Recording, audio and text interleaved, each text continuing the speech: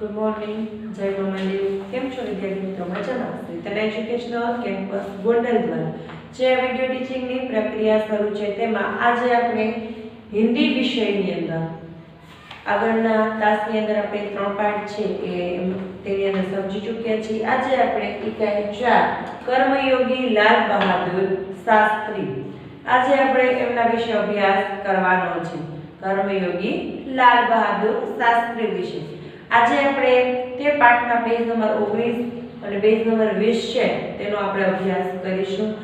કર્મયોગી લાલ બહાદુર શાસ્ત્રી આ જે ઇકાઈ આ જે પાઠ છે એમના લેખક છે, આ પાઠને જે લખનાર વ્યક્તિ છે છે શંકર દયાલ શર્મા. હવે આપણે વિગતેની ચર્ચા કરીશું. भारत के 9वें राष्ट्रपति श्री शंकर दयाल शर्मा का जन्म भोपाल में हुआ है. હવે ભારતના 9વા જે રાષ્ટ્રપતિ છે શ્રી શંકર દયાલ શર્મા તેમનો જન્મ છે એ ભોપાલમાં થયેલો છે. आपकी आरंभिक शिक्षा मध्य प्रदेश में हुई थी. તેની શરૂઆતની જે શિક્ષા છે એનું શિક્ષણ છે એ મધ્ય પ્રદેશની અંદર થયેલું હતું. आगे की पढ़ाई आपने क्रमशः आगरा, इलाहाबाद तथा लखनऊ विश्वविद्यालय में की तथा MLB की उपाधि प्राप्त की. હવે તેઓએ આગળનો જે અભ્યાસ છે એ ક્રમશઃ આગ્રામાં, ઇલાહાબાદમાં, લખનઉની વિશ્વવિદ્યાલયમાં તેમણે MA, LLB આ બધી ડિગ્રીઓ છે એમણે પ્રાપ્ત કરેલી છે. बाद में कैम्ब्रिज विश्वविद्यालय से PhD की उपाधि अर्जित की और वहीं पर 1 वर्ष तक प्रवक्ता रहे. ત્યાંથી તેઓ કેમ્બ્રિજ વિશ્વવિદ્યાલયમાં તેઓએ PhD છે એની ડિગ્રી પ્રાપ્ત કરેલી અને ત્યાં 1 વર્ષ સુધી તેઓ વક્તા તરીકે ત્યાં રહ્યા. तत्पश्चात भारत लौटकर आप राजनीतिक में सक्रिय हुए. ત્યાર પછી તેઓ ભારત આવી અને રાજનીતિની અંદર રાજકારણની અંદર તેઓ सक्रिय થયેલા. विधायक और सांसद के रूप में आरंभ हुई आपकी राजनीतिक यात्रा. राज्यपाल, उपराष्ट्रपति और राष्ट्रपति के सर्वोच्च पद पर जाकर समाप्त हुई. હવે તેઓ જ્યારે વિધાયક સાંસદની અંદર આવેલા, રાજકારણની અંદર જ્યારે તેઓનો પ્રવેશ થયેલો ત્યારે રાજનીતિની યાત્રા દરમિયાન તેઓ રાજ્યપાલ, ઉપરાષ્ટ્રપતિ, રાષ્ટ્રપતિ આ બધા જ પદ પર તેઓ પસાર થઈ અને તેઓએ પોતાની યાત્રા છે સમાપ્ત કરી. हिंदी और अंग्रेजी दोनों भाषाओं में आपने अनेक पुस्तक लिखी. હવે તેઓએ હિન્દી અને અંગ્રેજી બંને ભાષાની અંદર ઘણા બધા પુસ્તકો છે એ તેમણે લખ્યા. जिनमें से कुछ इस प्रकार है, જેમાંથી કઈ પુસ્તકો આ પ્રકારના છે. देशमणि, हमारे पथ प्रदर्शक, प्रतिष्ठित भारतीय तथा हमारे चिंतन की मूलधारा. આ એના પુસ્તકો જે લખેલા છે એમના નામ છે. कर्मयोगी लाल बहादुर शास्त्री रेखा चित्र में लेखक शास्त्री जी के व्यक्तित्व का विश्लेषण करते हुए यह निष्पक्ष प्रस्तुत करते हैं. वे कर्मयोगी लाल बहादुर शास्त्री છે તેનું ચિત્ર છે એ લેખક શાસ્ત્રીજી વિશેનું વ્યક્તિત્વ છે એને વિશ્લેષણ કરતા એને વિસ્તૃત માહિતી દરમિયાન એ આપતા કહે છે કે अपनी कर्मठता का गुण के कारण लाल बहादुर शास्त्री एक अति सामान्य परिवार से उठकर देश के प्रधानमंत्री पद तक पहुंचे. કે લાલ બહાદુર શાસ્ત્રી છે એક નાના એવા મધ્ય વર્ગના પરિવારમાંથી, સામાન્ય પરિવારમાંથી તેઓ ઉછેરી મોટા થયા અને તેઓ દેશના પ્રધાનમંત્રી તરીકેનું જે પદ હતું ત્યાં સુધી તેઓએ એ પદ સુધી प्राप्त करेलू છે, ત્યાં સુધી તેઓ પહોંચેલા છે. वे कर्म को ईश्वर मानते थे. તેઓ પોતાના જે કર્મો છે કે જે કર્મ કરે છે એને જ પોતાનું ભગવાન છે એ માને છે.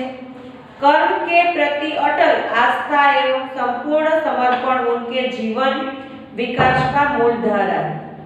હવે તેઓ ક્રમ પ્રત્યે એટલા અટલ હતા, એટલી શ્રદ્ધા રાખતા કે સંપૂર્ણ પોતાનું જે જીવન છે એ પોતાનું આખું જીવન એ વિકાસ માટે એણે વાપરેલું છે. इस इकाई में समाविष्ट मूल्य, समर्पण, भावना, कर्मनिष्ठा, कर्मठता, सेवा। હવે આ પાઠની અંદર જે સમાવિષ્ટ જે તેનો સમાવેશ કરવામાં આવેલા જે ગુણો છે એ સમર્પણના છે, ભાવનાના છે, કર્મનિષ્ઠાના છે, સેવાના છે, આવા બધા ગુણો આની અંદર આવેલા છે। તો ચાલો વિદ્યાર્થી મિત્રો, આપણે આના લેખક વિશે થોડી ચર્ચા કરી ચૂક્યા છીએ। હવે આપણે આ પાઠ એટલે કે इकाई 4 कर्मयोगी लाल बहादुर शास्त्री तेनो આપણે અભ્યાસ કરીશું। शास्त्री जी के नाम के साथ कर्मयोगी विशेषण जोड़ना बिल्कुल उपयुक्त है। હવે શાસ્ત્રી जी છે એના નામની સાથે કર્મયોગી આ વિશેષણ જોડવું एकदम योग्य है, क्योंकि मुझे तो उनका सारा जीवन ही कर्म से भरा हुआ मालूम पड़ता है। कारण के मने तो एनु आखे आखुं जे जीवन छे ए जीवन कर्म थी भरेलू होय एवं मने जाणवा मळे छे। शास्त्री जी सामान्य परिवार से ऊपर उठकर देश के प्रधानमंत्री के जिस महत्वपूर्ण पद तक पहुंचे।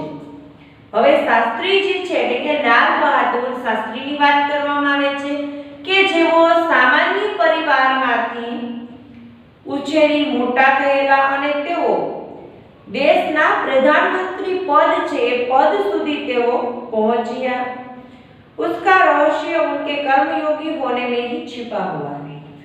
તેનું રહસ્ય છે એ રહસ્ય પોતે કર્મયોગી છે, કર્મ પ્રત્યે નિષ્ઠાવાન છે એનામાં છુપાવેલું છે। वे उन लोगों में भी नहीं थे जो भाग्य पर भरोसा करके बैठे रहते। હવે તે એવા લોકોમાં ન હતા કે જેઓ ફક્ત ભાગ્યના જ ભરોસે બેસી રહે। ઘણા લોકો આપણે જોઈએ છીએ મિત્રો કે પોતાના કોઈ પણ વસ્તુ એને ધારેલી હોય તે ન થાય તો તેઓ ભાગ્યને ભરોસે બેસતા કે મારા ભાગ્યમાં નહીં હોય, મારા કર્મમાં આ નથી, મારા નસીબમાં આ નથી, ભાગ્યના નસીબના આવા વાંક કાઢતા બેસે। પણ જે લાલ બહાદુર શાસ્ત્રી છે એ પોતાના ભાગ્યને ભરોસે ક્યારે બેસી રહેતા ન હતા। और अचानक कभी सफलता मिल जाती है અને ક્યારેક એને અચાનક જ સફળતા પણ મળી જતી હતી। बल्कि वे उन लोगों में से थे जिनको अपनी हथेली की लकीरों के बजाय अपने चिंतन और कर्म की शक्ति पर अधिक भरोसा था। તેઓ એ લોકોની અંદર હતા કે ભાગ્યને ભરોસે બેસી રહેનારા ન હતા, એના બદલે તેઓ પોતાની હાથની જે રેખાઓ છે, હાથની જે લકીરી છે હથેળી એના અને પોતાનું ચિંતન, પોતાના કર્મ શક્તિ ઉપર તેઓ વધારે ભરોસો રાખતા હતા કે આપણે સારું કર્મ કરશું તો આપણે આપણી કિસ્મત પોતાની જાતે બનાવી શકશું, તેઓમાં તેઓ વધુ માનતા હતા। और वे क्रमशः अपने जीवन का रास्ता बनाते हुए आगे बढ़ते અને તેઓ ક્રમશઃ પોતાના જીવનનો રસ્તો છે એ પોતે જાતે બનાવી અને આગળ વધતા હતા। शास्त्री जी के लिए कर्म ही ईश्वर था और उसके प्रति बिना किसी फल की आशा किए हुए संपूर्ण भाव से समर्पित रहते थे। હવે શાસ્ત્રી जी છે એ કર્મ છે એને જ ઈશ્વર માનતા હતા અને રોજે રોજ એને જે ફળ છે ફળની આશા રાખી અને સંપૂર્ણ ભાવથી એને એ સમર્પિત કરેલું છે, અર્પણ કરેલું છે। यहाँ तक कि जब भी उन्हें फल की प्राप्ति की अवसर मिले એટલે કે છતાં પણ તેને જ્યારે ફળની પ્રાપ્તિ માટે જે સમય, જે અવસર, જે પ્રસંગ મળે છે तब भी उन्होंने उस और हमेशा उपेक्षित दृष्टि से देखा અને તેને પણ તેણે હંમેશા उपेक्षित दृष्टि थी नजरे एमने जोयेलू छे। उनका जीवन दर्शन गीता के निष्काम कर्मयोगी का प्रतिरूप था। પોતાનું જે જીવન છે એ જીવન દર્શન છે એ ગીતાના નિષ્કામ કર્મયોગીનું प्रतिरूप છે। इसलिए मैं समझता हूँ कि उन्हें केवल कर्मयोगी के बजाय निष्काम कर्मयोगी कहना कहीं अधिक उपयुक्त है અને એટલા માટે જ કે હું એવું કહું છું। इसलिए मैं समझता हूँ, હું એવું સમજું છું કે આપણે ફક્ત એને કર્મયોગી ની જગ્યાએ કર્મયોગી કહે છે, કર્મયોગી નહીં પણ એની જગ્યાએ આપણે એને નિષ્કામ કર્મયોગી કહીએ તો એ વધારે સારું છે, અધિક ઉપયોગી। હવે આપણે જોઈશું પેજ નંબર 20 પર, अपने उद्देश्य के प्रति दृढ़ आस्था और उस उद्देश्य को प्राप्त करने के लिए कर्म का भाव तथा उस कर्म के प्रति संपूर्ण समर्पण, ये तीन बातें। હવે આપણું પોતાનું તેનું ઉદ્દેશ્ય, તેના પ્રત્યેની દ્રઢ શ્રદ્ધા, આસ્થા અને એ ઉદ્દેશ્યને પ્રાપ્ત કરવા માટે તેણે કર્મ તથા ભાવ તેની પ્રત્યેને સમર્પણ આપેલું છે। અને એની એ ત્રણ વાત છે, मुझे अपने संपूर्ण चरित्र का जीवन दर्शन में दिखाई पड़ती है, कि મને કે મારું સંપૂર્ણ જીવન ચરિત્ર છે એ જીવન ચરિત્ર જીવન દર્શનની અંદર જોવા મળે છે।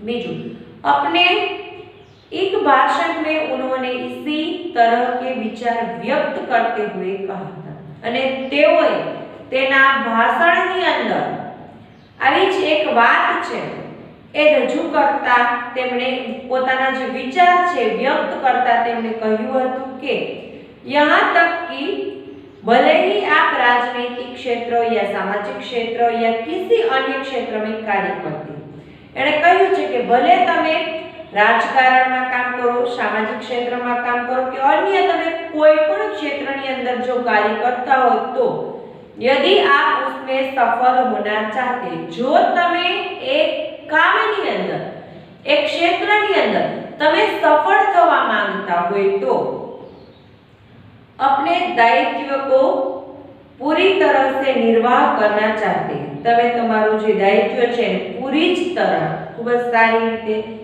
એને निर्वाह करवा मांगो છો तो आपकी कार्य और समर्पण तथा भक्ति और कर्म में समन्वय होना चाहिए। तो તમારા કાર્યની અંદર, તમારી ભક્તિની અંદર, તમારા કર્મની અંદર કઈક સમન્વય હોવો જોઈએ। मैं शास्त्री जी की सफलता का रहस्य इसी महत्वपूर्ण चिंतन में मानता हूँ। હું એ કે શાસ્ત્રીજીની સફળતા છે એનું મહત્વપૂર્ણ બાબત છે આ ચિંતનની અંદર હું માનું છું। साथ ही यह भी मानता हूँ कि किसी भी व्यक्ति, समाज और देश के विकास का रहस्य इसी भक्ति और कर्म के सिद्धांत में निहित है। એટલે કે કોઈ પણ વ્યક્તિ છે, સમાજ છે, દેશ છે, એના વિકાસનું જે રહસ્ય છે એ ભક્તિ અને કર્મના સિદ્ધાંત પર આધારિત છે।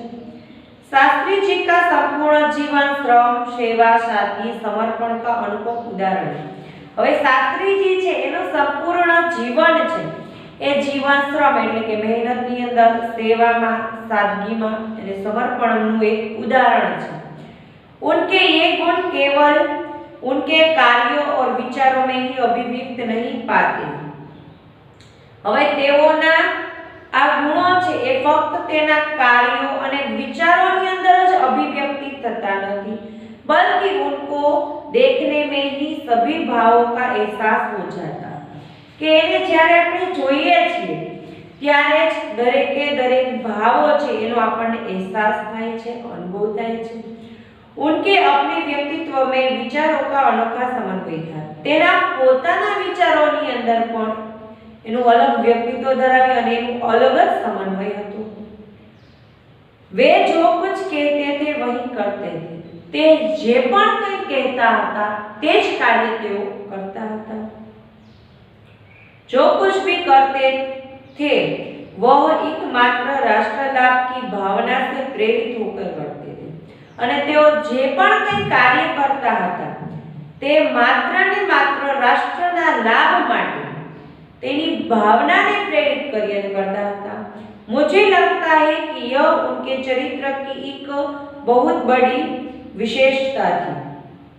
ये મને એવું લાગે છે કે આ એના જીવન ચરિત્રની આ એક મોટામાં મોટી એની વિશેષતા હતી, जिनके कारण देशवासी उन पर इतना अधिक विश्वास करते કે જેના કારણે દેશના લોકો છે એના ઉપર આટલો વધારે વિશ્વાસ કરે છે।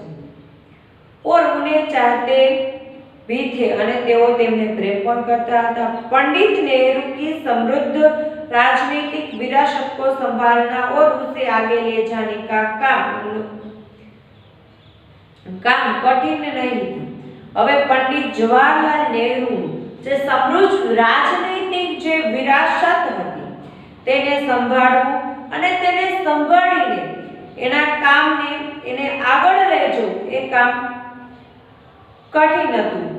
लेकिन देश ने उस समय यह साफ साफ देखा कि उसे संभालने की ताकत शास्त्री जी में ही थी અને દેશના તમામે તમામ લોકોએ ખૂબ જ પોતાની નજરે એને સાફ સાફ જોયેલું છે કે તેને સંભાળવાની જે તાકાત છે એ તાકાત લાલ બહાદુર શાસ્ત્રીમાં હતી। और शास्त्री जी ने अपने निर्मल चरित्र और दृढ़ संकल्प शक्ति द्वारा देश की इस आकांक्षा को पूरा किया। અને શાસ્ત્રી जी છે તેમણે પોતાના ચરિત્ર અને પોતાના દૃઢ સંકલ્પ શક્તિની સાથે દેશને તેના પ્રત્યે જે આશા હતી જે અપેક્ષા હતી એને પૂર્ણ કરેલી છે।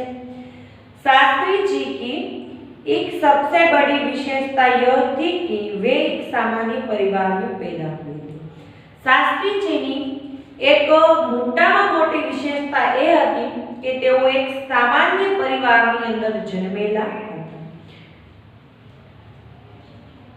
सामान्य परिवार में ही उनकी परवरिश हुई और जब वे देश के प्रधानमंत्री जैसे महत्वपूर्ण पद पर पहुंचे એટલે કે તેઓ સામાન્ય પરિવારની અંદર જ તેમનો ઉછેર થયેલો છે અને તેઓ દેશના પ્રધાનમંત્રીના મહત્વપૂર્ણ પદ સુધી પહોંચ્યા। તબ भी वह सामान्य ही बने रहे, ત્યારે પણ તેઓ એક સામાન્ય વ્યક્તિ જ બન્યા રહે। विनम्रता, सादगी और सरलता उनके व्यक्तित्व में एक विशिष्ट प्रकार का आकर्षण पैदा करते हैं। विनम्रता, सादगी અને સરળતા આ એના વ્યક્તિત્વની અંદર એક વિશિષ્ટ પ્રકારનું આકર્ષણ છે, આકર્ષણ पैदा करे છે। इस दृष्टि से शास्त्री जी का व्यक्तित्व बापू के अधिक करीब था અને આ જ દ્રષ્ટિથી શાસ્ત્રી जी છે તેનું વ્યક્તિત્વ છે એ મહાત્મા ગાંધી છે, ગાંધી બાપુ તેની ખૂબ જ નજીકનું હતું। और यह कहना न होगा कि बापू से प्रभावित होकर सन 1921 में उन्होंने अपनी पढ़ाई छोड़ दी અને તેઓ લાલ બહાદુર શાસ્ત્રી છે એ ગાંધીજીથી ખૂબ જ પ્રભાવિત થઈ અને તેઓએ ઈસવીસન 1921 ની અંદર તેણે પોતાનો અભ્યાસ છે એ અભ્યાસ છોડી દીધો હતો। તો ચાલો વિદ્યાર્થી મિત્રો આજે આપણે આ પાઠ છે એ પાઠ અહીંયા પૂર્ણ કરીએ છીએ। નેક્સ્ટ આના પછીના લેક્ચરની અંદર આપણે પેજ નંબર 21 છે એ આપણે જોઈશું। જય મા મહાદેવ।